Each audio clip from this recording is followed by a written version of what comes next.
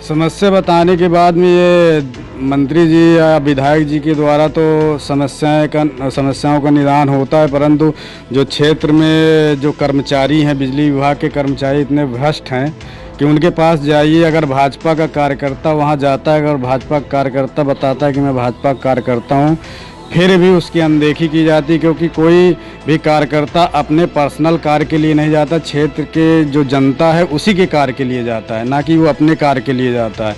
समस्याएं जाती हैं, बिजली विभाग हो, नगर निगम हो, और भी जो कार्य हैं वहाँ पे अगर कोई अपनी समस्या लेके जाता है तो उसको जल्द से जल्द निपटाने की कोशिश की जाए। नमस्कार, मैं आदित्य तिवारी। आज हमारे साथ खास मेहमान शिवकांत पांडे जी हैं। इनका हम स्वागत करते हैं। धन्यवाद आदित्य जी। सार्वजनिक जीवन में आपका प्रवेश कैसे हुआ और क्या उद्देश्य लेके आप आए? सार्वजनिक जीवन में तो प्रवेश हमारा हमेशा से सामाजिक कार्य करने में हमेशा से हमें रुचि रही। आज से नहीं, आज करीब मैं जब से अपना होश संभाला और लोगों से मिलते जुलते समाज का कार्य हमेशा से करने की हमारे अंदर लालसा थी। उसी के साथ साथ चलते हुए अपने बड़े बुजुर्गों का साथ हमारे क्षेत्रीय भाजपा के मंडल उपाध्यक्ष, हमारे राजनीतिक गुरु रहे ओम प्रकाश गौतम जी का सानिध्य हमें प्राप्त हुआ। उन्हीं के माध्यम से मैं राजनीति में आया और राजनीति में आने के बाद जो भी छोटी छोटी समस्याएं हमारे क्षेत्र की रहीं, वो समस्याएं हमने गौतम जी को अवगत कराया उनके माध्यम से, और क्षेत्रीय हमारे जो विधायक जी हैं उनको भी अवगत कराया।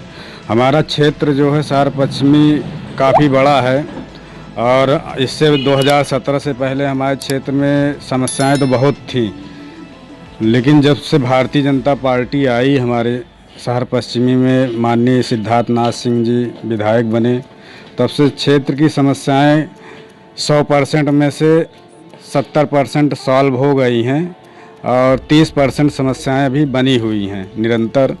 और क्षेत्र की समस्याएं जैसे हमारे कोटवा क्षेत्र में है, हमने माननीय विधायक जी को अवगत कराया था चुनाव से पहले भी कि वहाँ रेलवे लाइन का जो पुल है उसकी सफाई के लिए, और लोगों को आने जाने में रास्ते के लिए बहुत कठिनाई होती है, तो रास्ते की वो पुल की सफाई किया जाए और उन्हें सुगम रास्ता आने जाने के लिए प्राप्त हो सके। और बिजली के बारे में कहा जाए तो बिजली की भी समस्याएं यहाँ क्षेत्र में बहुत हैं। महेंद्र नगर में है, गैसुद्दीनपुर में, गंगा विहार में ऐसी ऐसी तारें हैं जो आप निकल लेंगे तो जैसे एक जाल सा लगा हुआ है, कभी भी वो गिर सकता है। इसके बारे में हमने मंत्री जी को भी अवगत कराया था और क्षेत्रीय बिजली विभाग के जो कर्मचारी हैं उनको भी अवगत कराया। कई बार पत्र दिए, क्षेत्र में खंभा लगने के लिए माननीय सांसद जी को भी कई बार कहा गया, लेकिन अभी कोई किसी ने इसका निस्तारण नहीं किया। क्षेत्र की जो जनता है अक्सर हम लोगों से मिलती है तो हम ही लोगों से पहले संपर्क होता है उनसे।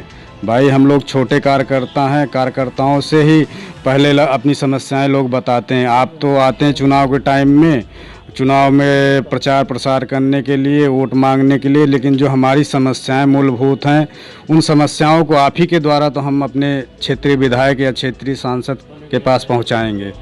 तो पहले जनता हम ही को पकड़ती है। जब जाते हैं जनता के पास में तो वो कहेंगे देखिए हमारे यहाँ कैसी समस्याएं, रोड नहीं है, नाली नहीं है और ये तार की समस्याएं, तो ये ऐसी समस्याएं बनी हुई हैं। इसका निरंतर जो समस्या है उसको चल रही हैं, तो उसको मैं माननीय क्षेत्रीय विधायक माननीय सिद्धार्थनाथ सिंह जी से भी यही कहना चाहूँगा, जो क्षेत्र में रोड, नाली इत्यादि जो कार्य बचे हुए हैं और जो बिजली की समस्याएं हैं, खंभे की समस्याएं, इसका निस्तारण करने की कृपा करें। तो क्या कारण आप देख रहे हैं कि समस्या बताने के बाद भी नहीं हल हो पा रही है? कहाँ गलती हो रही है? समस्या बताने के बाद में ये मंत्री जी या विधायक जी के द्वारा तो समस्याओं का निदान होता है, परंतु जो क्षेत्र में जो कर्मचारी हैं, बिजली विभाग के कर्मचारी इतने भ्रष्ट हैं कि उनके पास जाइए, अगर भाजपा का कार्यकर्ता वहां जाता है, अगर भाजपा का कार्यकर्ता बताता है कि मैं भाजपा का कार्यकर्ता हूं, फिर भी उसकी अनदेखी की जाती है, क्योंकि कोई भी कार्यकर्ता अपने पर्सनल कार्य के लिए नहीं जाता, क्षेत्र के जो जनता है उसी के कार्य के लिए जाता है, ना कि वो अपने कार्य के लिए जाता है। तो इसको ध्यान में रखते हुए हमारे क्षेत्रीय विधायक, क्षेत्रीय सांसद, मैं सभी से ये अनुरोध करना चाहूँगा कि जो क्षेत्र के कार्यकर्ता हैं उनको भी ध्यान में रखते हुए कि उनके माध्यम से जो समस्याएं जाती हैं, बिजली विभाग हो, नगर निगम हो, और भी जो कार्य हैं वहाँ पे अगर कोई अपनी समस्या लेके जाता है तो उसको जल्द से जल्द निपटाने की कोशिश की जाए। अधिकारियों द्वारा आपकी समस्या नहीं सुनी जा रही? अधिकारी, जहाँ तक है कि अधिकारी तो सुनते हैं, लेकिन उनको जब ऊपर से दबाव पड़ता है या ऊपर से किसी का प्रेशर पड़ेगा तभी सुनते हैं। एक बार या दो बार जाने पे नहीं सुनते, दसियों बार उनका चक्कर काटिए तब जाके वो समस्याएं सुनी जाती हैं। अभी आपके क्षेत्र में सबसे बड़ी समस्या क्या है? जो अभी हमारे क्षेत्र में सबसे ज़्यादा समस्या देखिए लाइट और खंभे और रोड और नाली की समस्या है। ये समस्याएं अगर सही हो जाती तो हमारा ये वार्ड नंबर 31 जो शहर पश्चिमी का है ये बहुत ही सुंदर और सुदृढ़ हो जाएगा। आपके द्वारा और क्या कार्य कराए जा रहे हैं सब? हमारे द्वारा तो हमने कोरोना काल में भी बहुत कार्य किए। माननीय अपने वरिष्ठ मंडल उपाध्यक्ष गौतम जी के साथ में निरंतर जो गरीब लोग हैं उनको, जैसे बाहर से एमपी से क्षेत्र से यहाँ पे आए थे जो गरीब लोग अपने प्रवास के दौरान पे थे, उनको अचानक जब ये लॉकडाउन लगा तो राशन की समस्याएं हुई, आवागमन की समस्याएं हुई, उन्हें बस के द्वारा उनके गृह क्षेत्र में भेजा गया और राशन भी उपलब्ध कराया गया, जो छोटी छोटी पैकेटें बनवा के उनके घर तक वितरण किया गया। गंगा विहार क्षेत्र हो, गयासुद्दीनपुर क्षेत्र हो, ट्रांसपोर्ट नगर क्षेत्र हो, जगह जगह पे हम लोगों ने स्टॉल लगा के पूड़ी सब्जी बनवा के वितरण किया गया लोगों को। ऐसी काफ़ी जनता की सेवा निरंतर हम लोगों की चालू रहती है क्षेत्र में, और हम लोग जाते भी हैं जहाँ पे, तो जो पब्लिक या जो मिलती है समस्याएं बताई तो उसको जल्दी से जल्दी निस्तारण करने की कोशिश अपने द्वारा करवाने की कोशिश किया जाता है।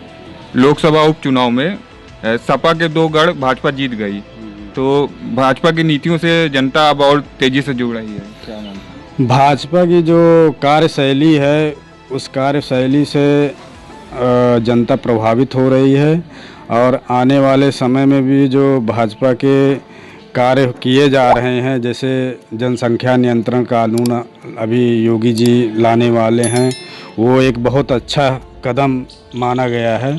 अगर वो आ जाता है तो हमारे देश की कम से कम 50% समस्याएं सॉल्व हो जाएंगी। विपक्ष तो इसका काफ़ी विरोध कर रहा है। विपक्ष का तो काम है विरोध करना है। कोई भी अच्छी नीति अगर आती है तो विपक्ष का कार्य है विरोध करना। जब अगर विरोध नहीं करेगा तो विपक्ष कैसे कहलाएगा? तो ये लागू होना चाहिए। बिल्कुल लागू होना चाहिए। 2024 में यूपी से कितनी सीटें आएंगी भाजपा को? 80 सीटों में कम से कम इस बार 70 सीटें हमारा जीतने का लक्ष्य है। अभी सरकार ने सिंगल यूज प्लास्टिक को प्रतिबंध कर दिया। एक सामाजिक कार्यकर्ता होने के नाते आप कैसे जनता को जागरूक करेंगे कि ये इसका इस्तेमाल न करें? देखिए, सिंगल यूज प्लास्टिक की जो समस्याएं थी वो निरंतर काफ़ी दिनों से चली आ रही थी। बीच में उसको बंद किया गया था, लेकिन पूर्ण रूप से बंद नहीं हो पाया था। लेकिन आज ये हमारी आवश्यकता हो गई है। वायुमंडल को दूषित कर रहा है और पर्यावरण को भी बहुत प्रदूषित कर रहा है। इसके कारण ये समस्या जो बनी हुई थी इसको बंद होना बहुत ही ज़रूरी था। अगर ये नहीं बंद होता है, आप देख लीजिए बारिश का जो हाल है यूपी में, हर जगह तो इतनी बारिश हो रही है लेकिन यूपी में बारिश का नामो निशान नहीं अभी तक। इसलिए पर्यावरण को अच्छा रखने के लिए हमें सिंगल यूज़ प्लास्टिक का बंद करना बहुत ही आवश्यक है। लेकिन जनता अभी भी इस्तेमाल हो रहा है। इस्तेमाल देखिए, जनता को जागरूक करना पड़ेगा। उसका कारण क्या है, उससे नुकसान क्या है, उससे क्या परेशानी, क्या भविष्य में क्या परेशानियां होने वाली हैं, इसके बारे में जब तक उन्हें जानकारी नहीं होगी तब तक वो लोग यूज करना बंद नहीं करेंगे। तो प्लास्टिक का विकल्प आप क्या देखते हैं? कैसे इसके? प्लास्टिक का विकल्प यही, जैसे अपने घर से प्लास्टिक के जगह पे थैला लेके जाएं, या जो दुकानदार हैं वो कागज़ के थैले बनवाएं, उनका प्रयोग करें। कागज़ के झोले आते हैं बन के, उनका प्रयोग करें। इसी से अपना समस्याओं का निदान हो सकता है। धन्यवाद सुकांत जी हमारे साथ बात करने के लिए। धन्यवाद आतिश जी।